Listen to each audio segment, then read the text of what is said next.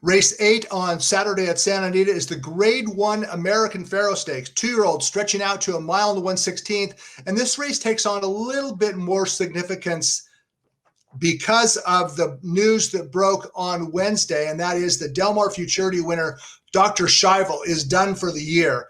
They're going to freshen him up and point for a 3-year-old campaign. So the top 2-year-old in California currently, Dr. Scheibel, is on the shelf until sometime in winter, early next year, as they point for a potential Derby campaign. So there is a void at the top of the 2-year-old division, and that void is likely to be filled by one of the 8 2-year-olds that are entered in the American Pharoah Stakes. Let's go ahead and take a look at the field of 8. And, it's going to be kind of interesting. Again, we haven't seen the morning line odds quite yet, but number 5, Spielberg, will be among the choices. And he's still a maiden after 2 starts. So this might be one of those rare times where a maiden is actually favored in a Grade 1 race. Spielberg is trained by Bob Baffert. Baffert has won the American Pharoah 9 times. This race, of course, was renamed in honor of Baffert-trained Triple Crown winner American Pharoah. It was previously known as the Front Runner, and even before that, it was known as the Norfolk Stakes. This is a race that Baffert tends to dominate because Baffert dominates 2-year-old racing in California. He's won the race 9 times. So there's the field of 8 for the American Pharoah. And one of the reasons that Spielberg will be, if not the favorite, certainly one of the favorites, he ran well first time out, Spielberg did, in his career debut. He finished second behind Dr. Scheibel. Baffert brought him back in the Del Mar Futurity. He ran a maiden in the Del Mar Futurity. He's done it before. In fact, American Pharoah was a maiden when he won the Del Mar Futurity in his second career start. But Spielberg ran into that doggone buzzsaw again, Dr. Scheibel, and he finished second again, Spielberg did. Let's go ahead and take a look at the stretch run of the Del Mar Futurity. This was September 7th at Del Mar, and Spielberg did most of the dirty work up on the front end. He dueled from the inside post, fought hard every step of the way, and just was no match late for Dr. Scheibel. But that was after breaking from the rail, going 22 and 2, 45 and change, going 7 furlongs. Spielberg, he won the battle, but he lost the war because it was Dr. Scheibel with that perfect pressing, stalking trip outside that took care of business. Maybe Dr. Scheibel is simply a better horse than Spielberg. But now they're going long for the first time, and Baffert believes that Spielberg wants to go long. Certainly he will not be dueling on those blistering sprint-like fractions that he did in the Del Mar Futurity. He's also drawn in the middle of the field as opposed to down on the rail in a sprint.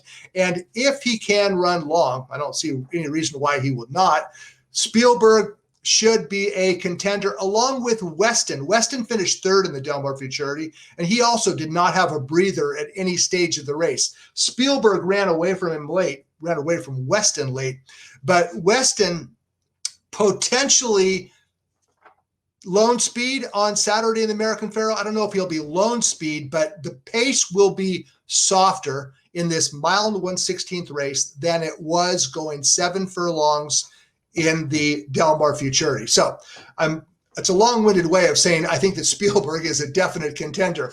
And a horse that I don't know what to do with, and I wish I had an opinion, and this is going to probably prevent me from wagering on the race because I don't like Wasperent, but I don't hate him either. Number 8, Wasperent, was a second-time starter when trainer John Sheriff stretched him out to a mile. Yeah, he does have route experience. Wasperent is a son of Union Rags, and he's produced by Breeders' Cup Distaff winner Life is Sweet. And Wasperent took a step forward in his second career start. Let's go ahead and roll the tape of the stretch run of Wasperent winning, going 2 turns. That's him on the outside. But he's got a kind of a long, lengthy, lumbering stride. This guy wants to run all day, wouldn't you think? Took him forever to get past the runner-up in this race, but he did finally do that. That was Ambivalent, who finished second. And Wasperent, boy, it seems like he's just getting warmed up going. That was a 1-mile race at Del Mar. Sheriff's is putting blinkers on Wasperent on Saturday, which might get him able to produce a little bit more speed, at least be forwardly placed. But this guy will be grinding away late. I'm not sure how good he is. He earned a 63 Beyer speed figure in his maiden victory.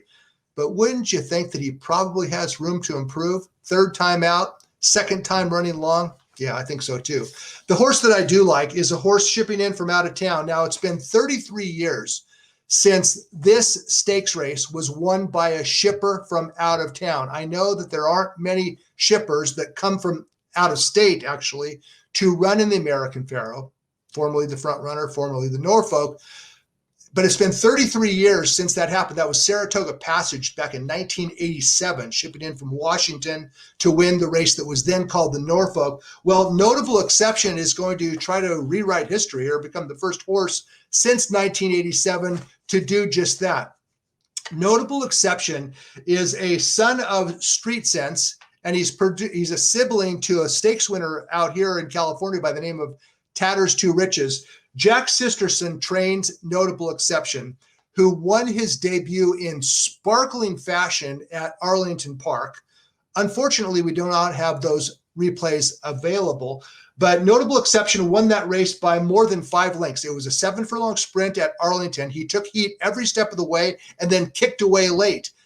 After that race, Sisterson took him back to Keeneland, worked him a couple times, worked him heads up with a grade 1 placed older horse by the name of Everfast. Notable Exception and Everfast both posted the bullet workout on September 19th at Keeneland. That's where the Breeders' Cup is going to be run. And the reason why Sisterson shipped him out to California as opposed to keeping Notable Exception at Keeneland for the Breeders' Futurity next weekend is because Notable Exception was screaming to run.